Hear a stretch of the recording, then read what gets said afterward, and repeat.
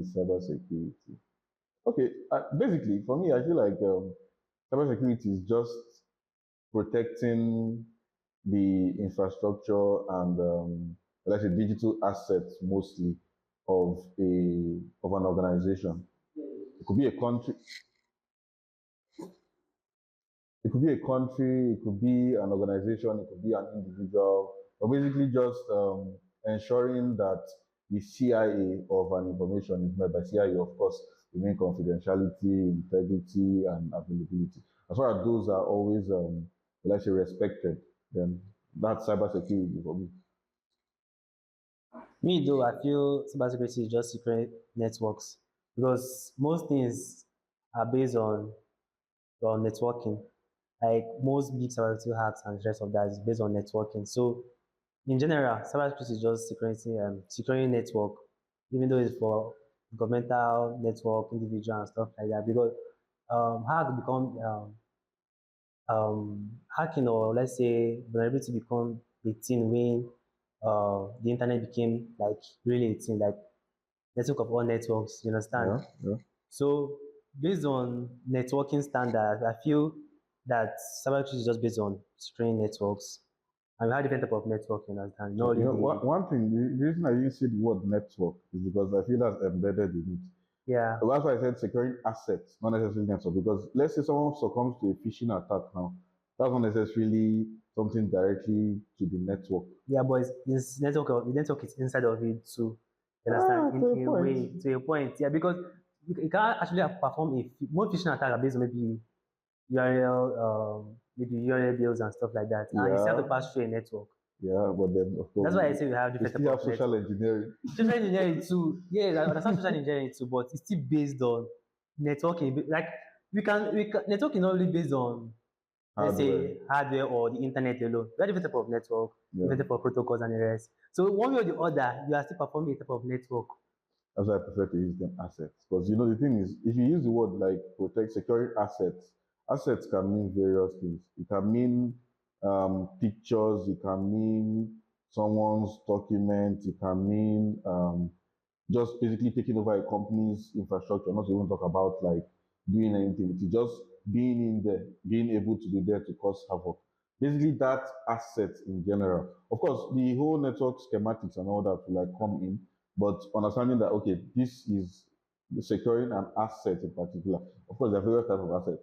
That's why I Yeah. mentioned the CIA at the end of the day, because when you have the confidentiality, integrity, and anything that needs to be confidential, that needs to be presented with integrity. Basically, this is how it is, and also has to be readily available when it's needed. Then that's basically what cybersecurity covers for me, and that's why I prefer to just not leave Or it the in network. network Because whenever part. we talk about network, what I'm always reminded of is network engineering, Yeah, network engineering. network engineering, security engineering, that kind of thing, which are almost the same thing. Network engineering, security engineering, they're practically the same thing, but Yeah, that's the different thing. but Most practically the things in same. cybersecurity actually mean almost the same thing, but Yeah. little difference, and people will be like usually confuse people. You know That's that one. kind of thing. Like many fields in cybersecurity, they almost alike. Okay, Almost. and that's one thing as well. I think one funny thing, when I started cybersecurity, my mentor said something very funny. She said when she wanted to do cybersecurity, she told her dad that she wanted to do cybersecurity, and her dad was like, "Why does she want to be a security guard for cyber cafe?" because what is cybersecurity? You're a security guard for a cyber cafe, and she had to explain like that's not what cybersecurity is and everything. And the very funny thing again, I was saying to someone I think earlier today that my mentor is not even in the field of cybersecurity. I mean, as you mentioned, there are various fields. She's in GRC. I mean, I'm a pen tester, ethical hacking, Mm. basically. And one crazy thing is most people think when they hear cybersecurity, they think hacker, Hacking straight, hacker yeah. hacking. So that's Like, not. what are you doing? But there are like so many people with cybersecurity that doesn't concern them. Some only right self. Like, that's not their business. What is Yeah. hacking? That's not their business. And so many people are also fixated on that aspect of hacking that you might not know if your skill is another aspect. Like, why are you on the red team when you should be on the blue Blue team? team. Why are you like blue team basically SOC analysts? Why are you not there? Why are you not monitoring? Why are you not doing this? Why you, okay, you prefer networking, you prefer setting up network. Why are you not a network engineer? Why are you not security engineer? setting up servers, Active Directory, and ensuring their security and all those kind of things. But using Active Directory, sorry, to set up things. Though that's one thing as well.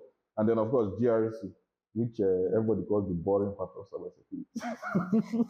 That's the boring part of If it's security. not hacking, they don't actually like it. Yeah, You understand? not just hacking. I think hands-on, Yeah. because SOC analysts work with of course their WAFs, their IDS, all those firewalls and the rest, and so they are more likely to at least monitor, set up things, write policies, rules, all those kind of things, set alarms that will trigger based on certain parameters, and those kind of things. Now they usually have is hands-on.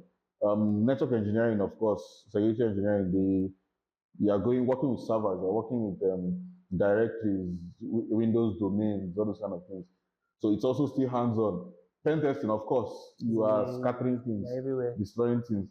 But then when you come to GRS, it's like you're writing notes, explaining things. Yeah, just writing. Giving So people PDF and most people don't like that area at all. Yeah, even pen testers don't like the aspect of writing, because when I say writing, giving your own job, because when you're done with the pen test, you're going to provide a report. Like, okay, this is what I did, this is how I did, this is how I did. So many pen testers hate it because they don't really document. It's like you just know what to do and you just enter there and just spoil something. Or okay, for an extent, they don't even know how they got there. Maybe you're trying out multiple things and one worked. And then you're like, I didn't like record this thing all this while. Meanwhile, when you're not trying to give a report, you have to actually document those things. So some pen testers are actually hate. I remember when I first took a cyber security course, the very first thing that I had to learn was note keeping. And note keeping was very, very hard for me as well. So I'm like, why am I keeping this? I know it's now. Like, not note keeping in the essence of like writing the like commands you're using or Linux and all that. But like, yeah, when you're doing your normal recon and keeping like notes, screenshots, particularly maybe if you're doing SQL or cross-site scripting, you're keeping your payloads, stuff like that. You're keeping your payloads and those kind of things. So those kinds of, will I say, documenting, they don't actually like it. I don't actually like it, but we have to do it because at the end of the day, I think that one is like being a professional, professionally standard. You have to like document your process. You can most pen testers I know don't actually document. Yeah, on the learning stage, one thing I think even these guys who do bug bounties, you have to document. Yeah, that one is because you have to report back to them, so you must document the process. If not, you're not getting your bounty. You understand? That's another thing. You're not documenting. You're more like a, let's say, a black hat, because you just have the thing, no step, you can't even report back what happened. Yeah. Or let's say so you have to document for bug bounties. And that's just the general. Even like when you're working with an industry, of course. Yeah, if a company says, okay, we want you to do this for us, you have to tell them how you did it, why you did it, what happened when this happened, will I say, the major incidents, those which are low and all that, high risk, low risk, and all those things. So yeah, that's it. Also, I think there's something we actually have to like talk about in terms of cybersecurity. Most people feel that, okay, if I'm going to cybersecurity, I must know how to program like a god, and I must be everywhere, know like 20 languages, different type of database and stuff. But they're actually confusing what cybersecurity is all about. And I feel that cybersecurity is not about writing codes itself, you understand? Because your work now, you're actually securing. You're not a programmer per se. Cybersecurity people are not actually programmers. Yeah. They're not programmers. They actually secure. So, like, I want to hear your take on that about the programming aspects. I think one thing I'll say is what concerns GRC now is programming. That kind of thing. So if you're talking about, unless there's something GRC is doing in programming that I don't know about, but I'm yet to find that out. To me, those guys are writers. Those writers. Yeah. So unless maybe they write what script someone used or something. But generally, it's not, will I say, programming is not a prerequisite. It's not like something you must do. And it's not even essential that you would even do it. You just probably need to learn scripting. Understanding scripting and all that. Understand, okay, it's much easier for you to destroy a website when you know how it's built. That's why I like this book, the web security for programmers. For programmers. It's a book just to tell programmers how to avoid some things that will lead to hacks. But in my own case, I love it because it's something that me as an ethical hacker can read and understand that okay, this is how I want to protect it. Oh, yeah, let me come at it this other way. So that's another major point. Programming is not necessarily like you need to know it. It's good to have an idea, It's but like you yeah, must not go and start it's learning a programming because advantage. yeah, really, how many languages can you learn? Because you'll be facing websites with different languages, different things. So are you going to learn every single thing? You can't. Just have the general idea of how a syntax works and everything, and then you just know, okay, this is how to go about it. For a pen tester, I think those are the people who even write most scripts. Yeah, yeah. Yeah, SOC analysts, kind of, but they are mostly writing rules and all that, setting up things and those in network engineering, do they really program? Will you call working with your servers Those guys don't actually programming? program. They're more like system admin. You just set More like up system things. admin. They You set just set up up things and things stuff like basically, that. and that's just so mostly on the pen testing aspect. So it's not even as a pen tester, it's not even really like I don't what my You don't business write is code. You what my secure the business is code, code. so you don't write it. Exactly. Yeah, So the only thing I do is just have an idea of how what it's supposed to look like and all that. So they're always in most like serious cybersecurity courses. They're always the aspects that are given directly to programming. Just learning the if else statement, loop, all those kind of things. Of course, you can borrow ideas and all that to actually.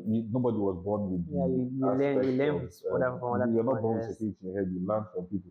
You can borrow ideas and all that, but if you have a strategy that you know is working based on things you've picked up from different places, and you think, okay, this is the way to go about this thing. This is how I start. Let's say you want to start a web hack. Someone can decide to say, okay, he wants to use Nmap now to start pinging, Yeah. not pinging, searching for open ports, all those kind Or of things, packet and information, Wireshark, or you can use blah blah. Wireshark and stuff Some like that. people can use like there are various things people can use. Someone can just decide to run the website first and see what kind of requests is getting via Wireshark or via using Bob Suite. Like there are various ways. So if you find the one that works for you and you actually have a working strategy for how you go about this, then it's much well, I can actually say, okay, this guy is a hacker, and not you encounter an issue or even at the start you just have to go down to Google and be like, how do I do this? Yes, you have the idea, but you don't know how to do it. So what's the point? You just anybody can just do that. Like if you say, okay, this is you know how to use at least type on the keyboard, then you should be able to know how to do that. So you can just search, how do I start this? You see that step, you know, type, how do I do this? See that step, that for me is just pointless, very pointless. Well, if that's done at the early point, then it's not an issue. Like you are learning, you are trying to get somewhere. Of course, you should be able to search for things. Everybody searches for things. Even I'm sure even CISOs and the rest, Yeah, CISOs, sure, they sure. search for things. So it's normal for people to like. Nothing can be ever truly exact. You won't know everything. But at least you have your own strategy. Yes, you have your own strategy. That one You too. can come up with your own idea. Yeah, having your own strategy of how you want to go about something is like the best. But But these script kids don't actually have their own idea. yeah, that's the whole point. That's the whole point. They just copy, paste, and so many digital footprint, and you just know that this guy is